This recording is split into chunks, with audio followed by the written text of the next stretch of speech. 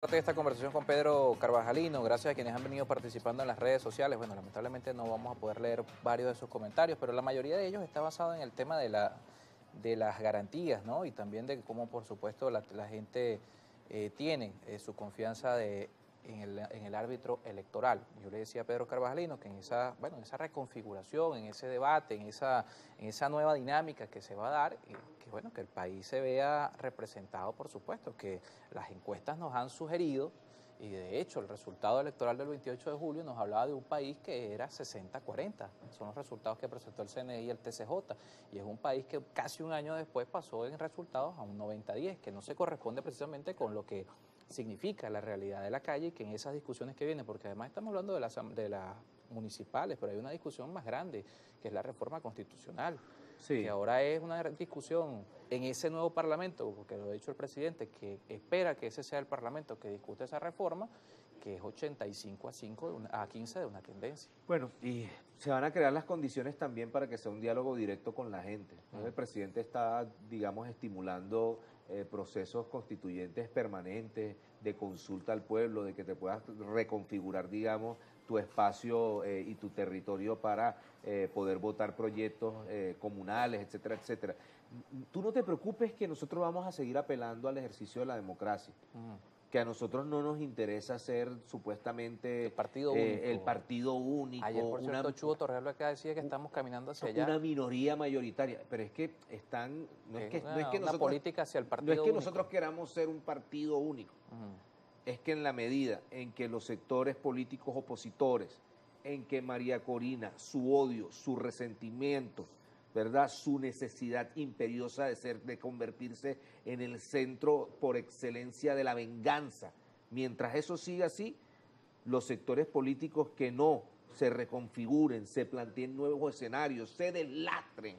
¿Ves? Ahí está, tú me hablabas de Chugo Torrealba. Chugo Torrealba es una persona que fue prácticamente reducida a su mínima expresión por Leopoldo López, etcétera, etcétera, cuando Chugo Torrealba fue una persona que Claro, uno logró de los los votos del claves del 2015. 2015.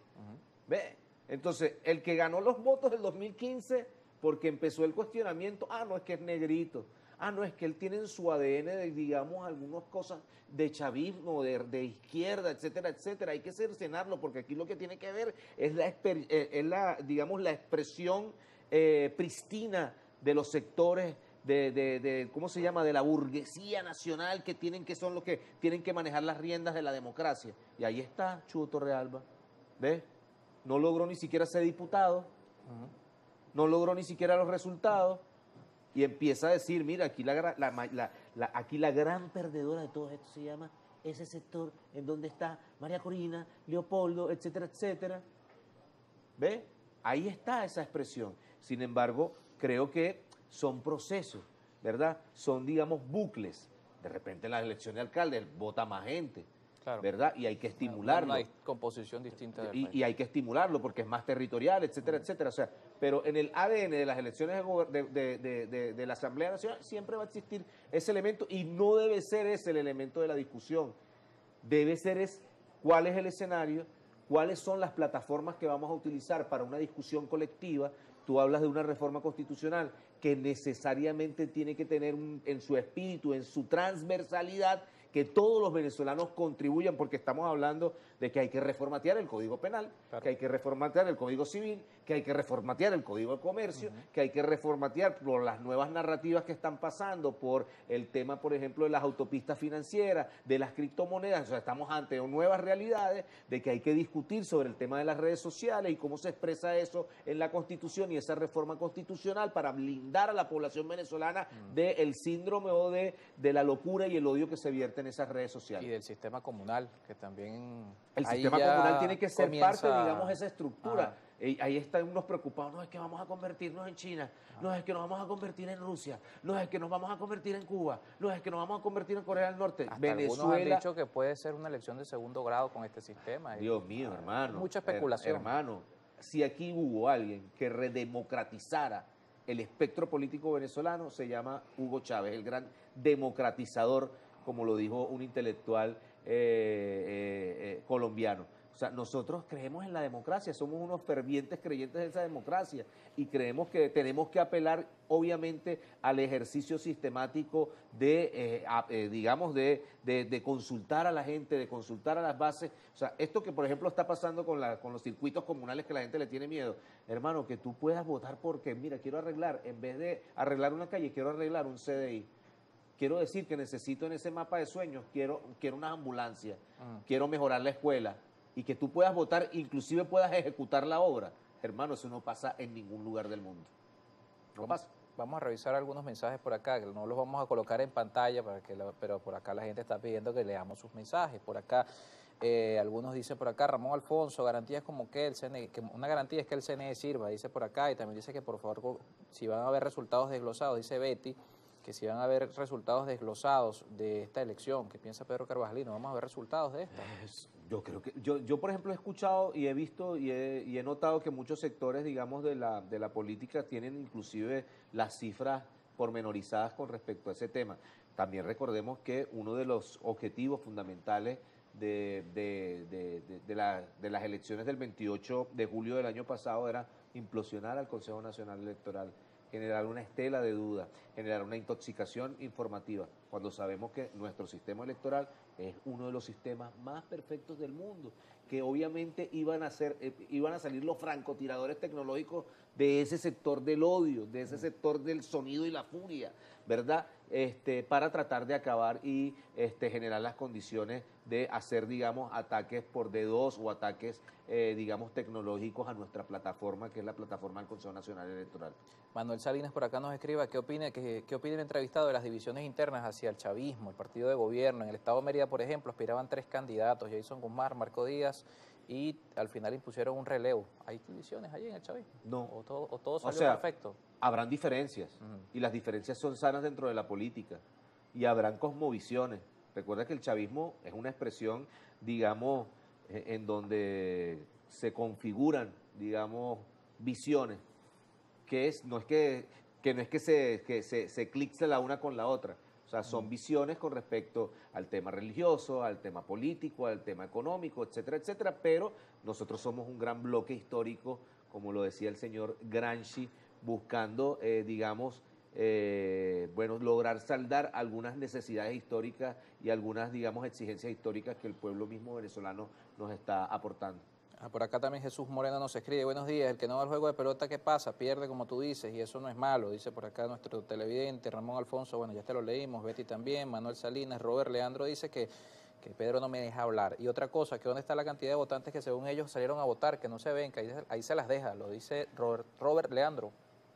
No se vieron en las imágenes, según que no se vieron en las imágenes. Yo hice algunos recorridos y sí se vieron en las imágenes. Obviamente son unas elecciones más rápidas, en donde hay, digamos, ha habido un proceso pedagógico con el hecho electoral estimulado por estas personas que dicen que el chavismo no quiere democracia, pero entonces siempre se genera, digamos, la pedagogía electoral necesaria para que la gente pueda, digamos, expresarse y votar. Pero ahí me genera, en el ámbito de la vida, en el ámbito existencial, yo voy a apelar, digamos, a la filosofía del Chavo del Ocho, o al hecho del Chavo del Ocho, porque en Venezuela hay muchos Kikos en la política.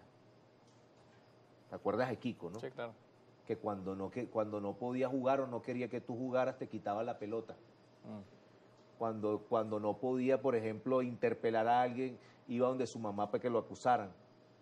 ¿Ves? Aquí hay mucho Kiko en la política y eso hay que desterrarlo, porque eso no pueden haber elecciones sin mí. Pueden haber elecciones sin usted, y es más, es necesario que hayan elecciones sin usted, porque usted está prácticamente generando, digamos, un hecho tóxico dentro de la vida democrática. ¿Cuántas cosas nos pudiésemos nosotros ahorrar sin esos sectores que son francotiradores del diálogo, de la paz? Ahí viste al conde del Guácharo. Al conde del Guácharo. Ataqueado. Hermano, bullying. Conde, tú no has vivido ni el 5% de lo que nosotros hemos vivido.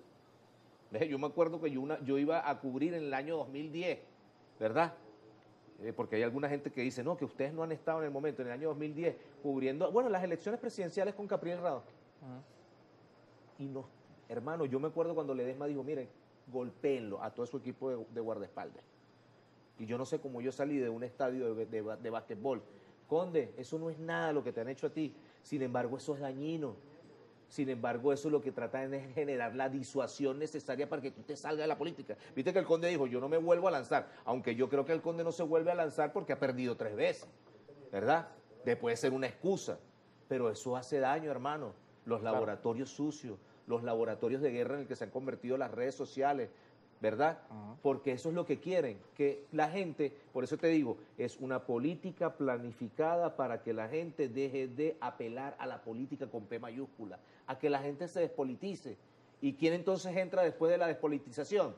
¿Quiénes vienen a hacer la tarea? Los mercenarios, el narcotráfico albanés, colombiano, mexicano, que quiere garantizarle a María Corina y a ese sector que ellos le hagan la tarea sucia para que ellos gobiernen y después les permitan a ese narcotráfico internacional las autopistas necesarias para el tráfico de cocaína desde Colombia y para el mundo, y utilizando a Venezuela como un territorio sagrado para ellos.